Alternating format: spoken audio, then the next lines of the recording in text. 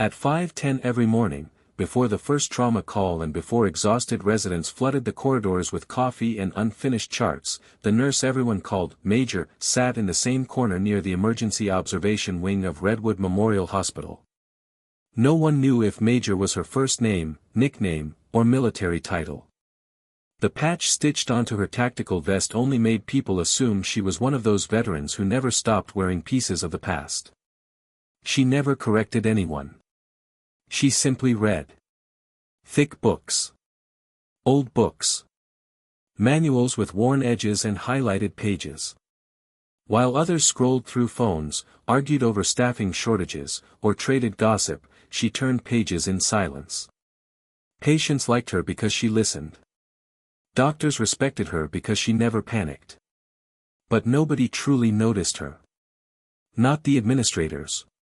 Not the interns. Not even Dr. Ethan Cole, the brilliant surgeon who believed speed mattered more than experience. To him, she was another nurse filling shifts.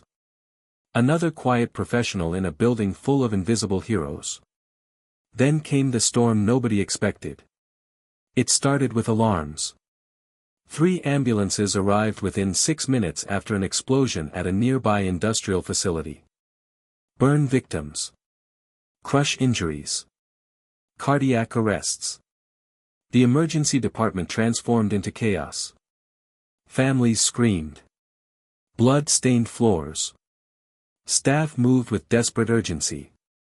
Dr. Cole shouted orders, trying to control a situation slipping through his fingers. Through it all, Major remained in her corner for another 30 seconds, eyes fixed on the final paragraph of her book. Then she closed it gently, stood, and walked into the disaster as if she had already seen worse. Because she had. No one knew that. Not yet. She stabilized a child whose airway had collapsed before specialists arrived. She redirected overwhelmed teams with precise instructions. She identified hidden internal bleeding from symptoms others missed. Twice she prevented fatal medication errors. People followed her without realizing they were following her. By midnight, lives had been saved that statistics said should have been lost. Yet when the shift ended, applause went to the lead surgeons. Administrators praised management. News crews filmed officials. Major returned to her chair, opened her book, and disappeared into silence again. The next day, whispers spread. Who trained her?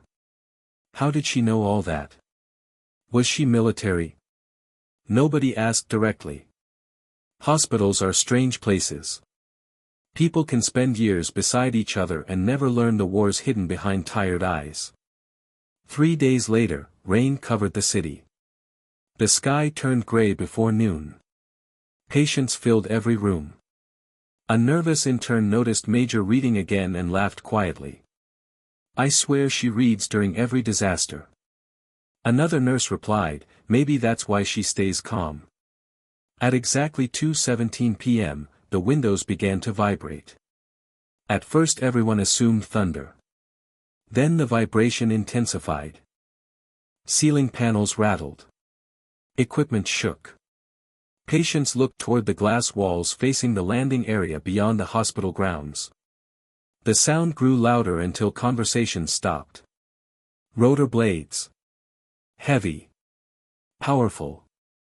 Approaching fast. Staff rushed toward windows. A military helicopter descended through rain, black and enormous, scattering debris across the landing zone. Then a second followed. Security froze. Nobody understood why combat aircraft were arriving at a civilian hospital. Armed personnel exited first. Disciplined. Efficient. Then an older officer stepped down carrying authority-like weight. His uniform displayed rows of ribbons. His expression showed urgency without fear. He entered the hospital flanked by soldiers. Receptionists tried asking questions. He ignored them. Administrators approached. He ignored them too. The officer stopped in the emergency corridor and spoke with a voice that cut through every sound. We're here under direct authorization. We require Major Elena Reyes immediately. Silence swallowed the room. Staff exchanged confused looks. Dr. Cole frowned. Major who? The officer stared at him. Major Elena Reyes. Combat Surgical Command. Former Special Operations Medical Division. The words landed like shockwaves. Heads turned slowly toward the quiet corner. Toward the nurse reading her book. She looked up once, as if interrupted during ordinary lunch. No surprise. No fear. Only mild annoyance. The officer walked straight to her and stood at attention. Then, before everyone watching, he saluted. Not casually. Fully. Respectfully. The kind given to legends. Every conversation in the hospital died. The officer spoke. Ma'am, we need you. Immediate deployment. Multiple casualties. Overseas extraction failed. Survival estimates below 10% without your command. Dr. Cole laughed nervously. Wait, her. She's a nurse. The officer turned. His eyes hardened. Doctor, with respect, she trains surgeons who now lead battlefield medicine across 3 continents. The room changed. People stared at Major differently, trying to reconcile years of quiet shifts with impossible authority. The intern who mocked her felt shame rising. Administrators looked confused. Major closed her book slowly. Inside the cover, faded signatures filled the first page, names of soldiers, dates, memorial notes. She stood and removed her stethoscope. How many wounded? She asked. 32 critical. Transport time. 38 minutes. Her face sharpened. Calm transformed into command. Then why are we wasting 6? And in that instant, the invisible nurse vanished. Someone else emerged. Someone forged by battlefields nobody in that hospital could imagine. Before Chapter 2 begins, subscribe to the channel and turn on notifications, because some heroes hide in ordinary places, and the stories you almost ignore become the ones you never forget.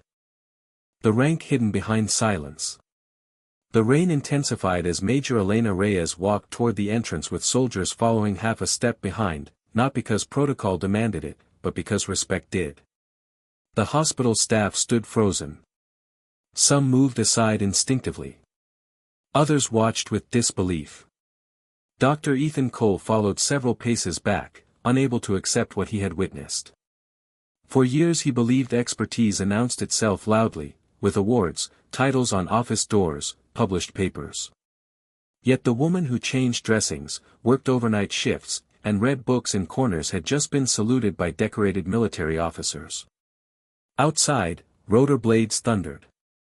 The Black Hawk waited like urgency made visible. But before boarding, Major stopped. She turned toward the officer. Status report. He handed over a secure tablet. She scanned details rapidly. Hostile region. Humanitarian convoy attacked. Multiple Allied personnel. Children among casualties. Surgical facilities compromised. Evacuation impossible. She read without emotion, but those closest noticed her jaw tighten at one image. A young medic. Barely 20. The officer lowered his voice. He requested you by name before losing consciousness. Major remained silent for 2 seconds. Then, prepare blood protocols. Reconfigure aircraft interior for thoracic intervention. We operate during flight. The officer nodded immediately. No debate. No hesitation. Orders accepted. Dr. Cole stepped forward before she boarded. Why are you here? At this hospital, I mean. Someone with your background. He stopped, realizing how little he knew. Major looked at him for the first time as an equal rather than colleague. Because war eventually teaches you something, she said quietly. The greatest victories happen where nobody is watching. Then she climbed aboard. The helicopter lifted into storm clouds and vanished. Back inside Redwood Memorial, shock spread faster than gossip. Records were searched. Administrators discovered fragments, commendations sealed under military confidentiality, deployments erased from public archives, emergency medicine innovations credited to unnamed contributors. A retired colonel reached by phone said only one sentence before ending the call: "If Elena Reyes is involved, survival odds increase." Days passed. News channels reported an international rescue mission under unusual secrecy. Details remained hidden. At the hospital, Major's chair stayed empty. Her unfinished book remained on the table. Staff began noticing what had always been there: small things. Former patients leaving handwritten thank you notes. Veterans requesting appointments only during her shifts. Children drawing pictures of the calm nurse. Invisible evidence of impact. Dr. Cole started rereading moments from years before: impossible saves, unusual confidence under pressure, nights when disasters ended with fewer deaths than expected. He realized brilliance had stood beside him all along while his attention chased louder people. On the 6th day, just before sunrise, the familiar sound returned. Rotor blades. Staff rushed toward windows. The Black Hawk descended again. This time it carried scars, damage patched across metal surfaces. Doors opened. Medics exited first with survivors. Wounded soldiers. Civilians. Children wrapped in thermal blankets. Then Major stepped out. Exhausted. Uniform stained. One arm bandaged. Yet upright. The officer beside her addressed assembled officials. Mission outcome: 29 lives saved. 3 lost before extraction. He paused. Without Major Reyes, losses projected above 20. Cameras flashed. Reporters shouted questions. Major ignored them all and walked directly back inside the hospital. Through corridors. Past astonished staff. Toward her familiar corner. She sat down, opened her book exactly where the bookmark rested, and continued reading. As though disappearing into war and returning with survivors was ordinary. Dr. Cole approached slowly. "Why come back here?" he asked. She looked up. Her expression softened for the first time. "Because hospitals are battlefields too. Different uniforms. Same stakes." He sat beside her. Silence stretched. Then he asked another question. "Why hide who you are?" Major closed the book. "People listen differently to rank. Sometimes I needed to know who cared when there was no title attached." The answer stayed with him. Months later, Redwood Memorial changed. Staff greeted custodians by name. Interns listened more carefully to older nurses. Recognition shifted. Not because everyone learned hidden heroic histories, but because they understood ordinary people might carry extraordinary burdens. Major remained at the hospital. Still reading. Still unnoticed by newcomers. Exactly as she preferred. Yet occasionally helicopters passed overhead, and older staff exchanged knowing looks. They had learned something rare: greatness rarely introduces itself. It serves quietly until the moment the world calls for it. One winter evening, a young trainee sat near Major and asked, "How do you become exceptional under pressure?" Major smiled faintly and answered, "You don't wait for recognition to do difficult things well." Years later that trainee would repeat those words to others. Legacies spread that way, not through headlines, but through people changed by them. And somewhere beyond public records, missions continued. Calls arrived. Some she accepted. Some she refused. Yet every shift ended the same: a chair in the corner, a heavy book, and a woman the world underestimated at first glance.